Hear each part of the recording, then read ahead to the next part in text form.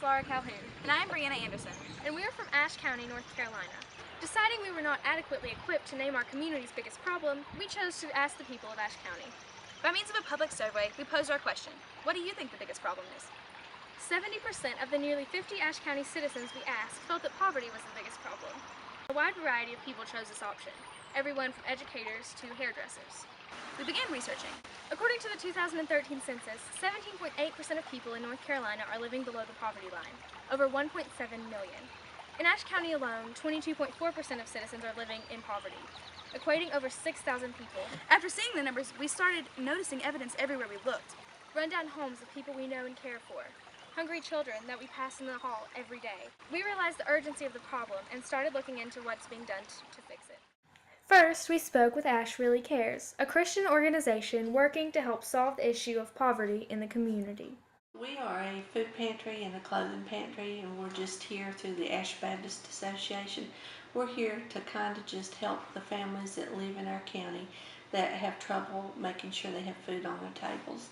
We serve about 250 families every month. That can touch anywhere from 700 to 1,000 individuals. We have about 60 volunteers that work with us. That's what keeps us going. We do clothing, household items, anything like that. You do have to qualify. You can't just walk in. In wintertime, if we have funding available, we can do electricity, heat for them. There's a lot of need in Ashe County, and that's what we're here for. Then we traveled to the Ashe County Sharing Center, another locally based organization working to help those in need in the community. The Ashe County Sharing Center is the longest running food bank in this area. Our clients, when they come in, have a very nice place to come into and they get their food. Typically in a 1 month period, we'll help 500 families, about 1,500 people. And we try to give them about 4 to 5 days worth of food. We received a grant that actually helped us purchase a mobile food pantry.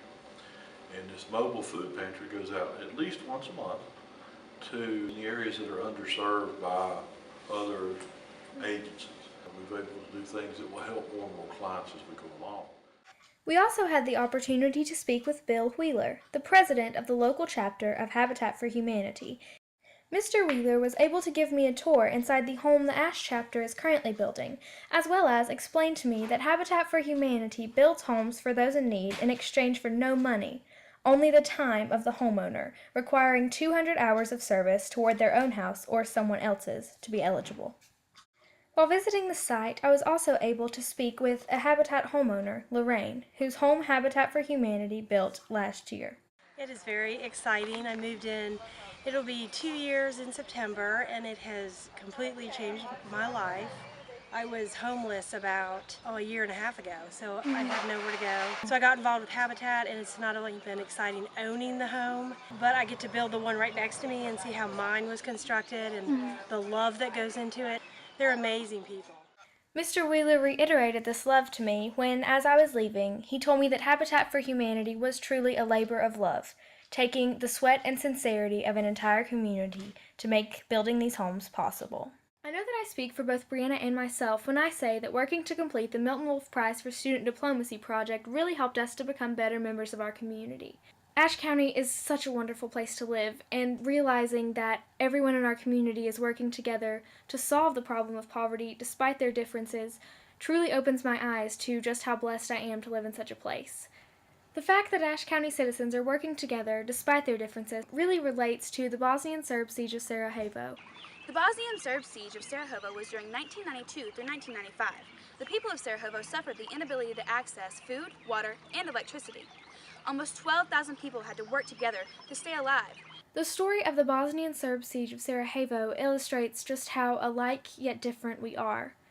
Though the problem of poverty in Ashe County is nowhere comparable to the problems faced by those involved in the Bosnian Serb siege of Sarajevo, it shows a common humanity. These two stories illustrate how, regardless of differences, people in a community can work together to make their circumstances better for everyone. These two stories also remind us that there is no excuse for not working together, because regardless of how cliche it sounds, when working together, problems really do become smaller.